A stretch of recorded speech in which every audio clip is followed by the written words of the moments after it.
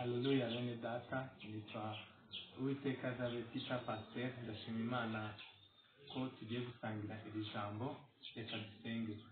Mwami, tugushimiye ko uri mwiza, tugushimiye ko uduhaye umwanya kugira ngo dusangire ijambo ryawe, kandi umuntu wese uzumva iri jambo ahari hose ku isi, umwuka wawe wera azamugereho amwigishe ibikwiriye mu izina rya Yesu Kristo. Urakoze, amen. Reka dusome ijambo ry'Imana dusanga mu gitabo cya Zaburi igice cya 37, dusome duhereye ku murongo wa 3. Haravuga ngo, wiringire Uwiteka ukora ibyiza, guma mu gihugu ukurikize umurava, kandi wishimire Uwiteka nawe azaguha ibyo umutima wawe usaba. Ikoreze Uwiteka urugendo rwawe rwose, aba ari we wiringira nawe azabisohoza, kandi azerekana gukiranuka kwawe nk'umucyo, n'ukuri k'urubanza rwawe nk'amanywa y'ihangu. Turiza Uwiteka umutegereze wihanganye, ntuhagarike umutima nubona ibyiza mu rugendo, n'umuntu usohoza inama mbi. Umurongo wa 8 akavuga ngo, reka umujinya mu burakari, ntuhagarike umutima, kuko icyo kizana gukora ibyaha gusa. Umurongo wa 9, kuko abakora ibyaha bazarimburwa, ariko abategereza Uwiteka nibo bazaragwa igihugu.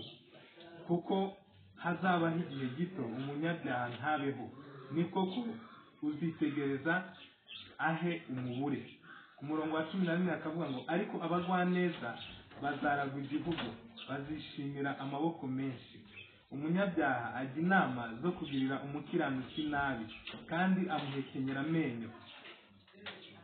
Umurongo wa 13 ukavuga ngo, umwami Imana izamuseka, kuko ireba yuko igihe cye kigiye gusohora. Abanyabyaha bakuriye inkota, bafora imiheto, kugira ngo batsinde umunyamubabaro n'umukene, yice abagenda batunganye. Inkota yabo nibo izacumisha imitima, imiheto yabo izavunika. Reka dusoreze hano ku murongo wa 15. Ariko icyo Imana irimo ishaka kutuganiriza muri iri jambo, icyambere ku murongo wa 3 aravuga ngo, wiringire Uwiteka ukora ibyiza. Muri iyi minsi, muri iki gihe, abantu bashishikajwe no gukora nabi, imitima yabo irashaka ibibi gusa, kujya kure y'Uwiteka. Ariko ijambo ry'Imana riravuga ngo, wiringire Uwiteka ukora ibyiza, guma mu gihugu ukurikize umurava, cyangwa guma mu gakiza ukurikize icyo ijambo ry'Imana rikubwira. Hari abantu benshi bafite imitima ishaka ibibi, irimo uburakari, igambirira gukora ibyaha. Ariko ijambo ry'Imana riratubwira ngo, reka umujinya, va mu burakari, ntuhagarike umutima, kuko icyo kizana gukora ibyaha gusa. Hari igihe umuntu ahura n'ibibazo, agahura n'ibigeragezo, agatekereza ko kwishakira inzira cyangwa gukora ibibi aribyo bizatuma abona amahoro. Ariko ijambo ry'Imana riradushishikariza kuva mu byaha, kuva mu burakari, kugira ngo tubone amahoro, kugira ngo tubone ibyiza, kugira ngo tubone umunezero. Ariko hagati aho ngaho hari n'abantu bahisemo gukora nabi. Nagira ngo mbabwire ngo, umuntu wese uhitamo gukora nabi arajya kure y'Imana, arajya mu mujinya w'Imana, arashaka umujinya, arashaka ko Imana imwereka ububi bw'ibyo arimo, kubera ko ibyo birigaragaza kandi byigaragariza umuntu wese ubihisemo. Ijambo ry'Imana ridushishikariza gukora ibyiza, tukaguma mu gakiza, tukirinda kujya kure. Hari abantu bahisemo gukora ibibi, ndetse bakabikorera abana b'Imana, bakabikorera abakiranutsi. Ariko ijambo ry'Imana riratubwira ngo, murekere aho ngaho, kuko uwo muntu wese Imana izamuseka, kuko izi umugambi mwiza igambirira umuntu w'Imana. Imana igambiriye ibyiza ku muntu wayo.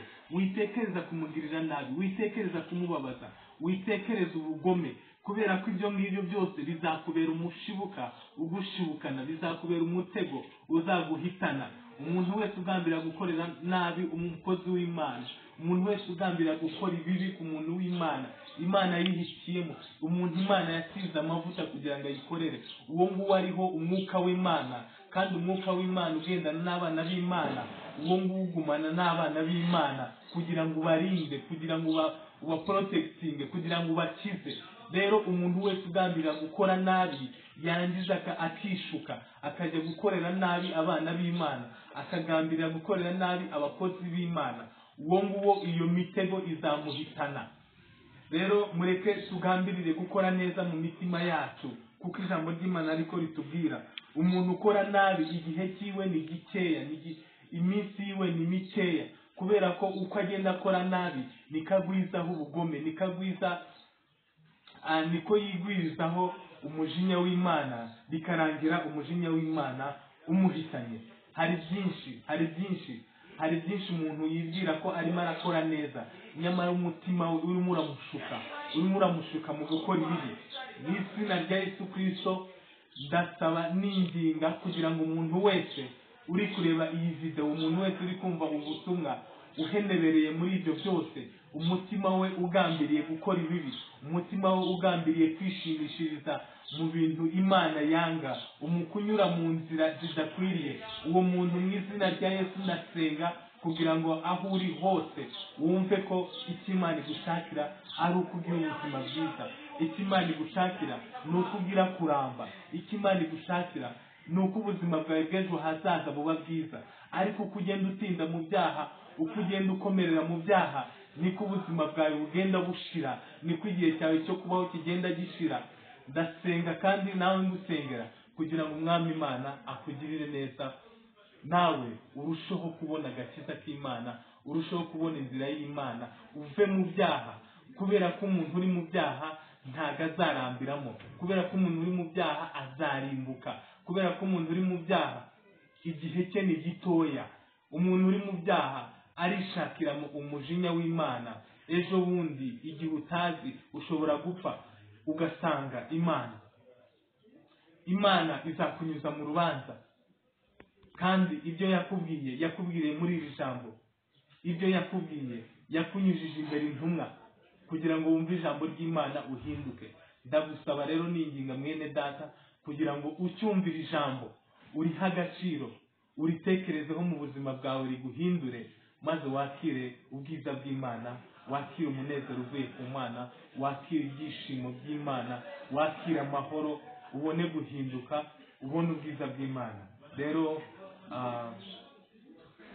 nagira ngo n'ubundi nsenge Imana, kandi nizera ko Imana ikoze umurimo ukomeye mu mitima yacu. Turusheho guhindukira Imana, turusheho guhitamo ibyiza, turusheho guhitamo gukora ibyiza, tunyure mu nzira Imana yatuteguriye kunyuramo, twirinde gukora nabi, kubera ko gukora nabi bizana umuvumo, kubera ko gukora nabi bizana umujinya w'Imana ku buzima bwacu, umugambi w'Imana kuri twebwe iyo tutawunyuzemo nk'uko Imana yaduteguriye bitubera bibi, bikatuzanira kurimbuka. Mureke dusenge. Turagushimiye Uwiteka, tugushimiye ko ubana natwe, tugushimiye ko uko bwije n'uko bukeye utugirira neza. Uyu mwanya ndasenga kugira ngo umuntu wese wumvise iri jambo umukore ku mutima, umuntu wese wumvise iri jambo ahinduke kandi ahindukiriye gukora neza.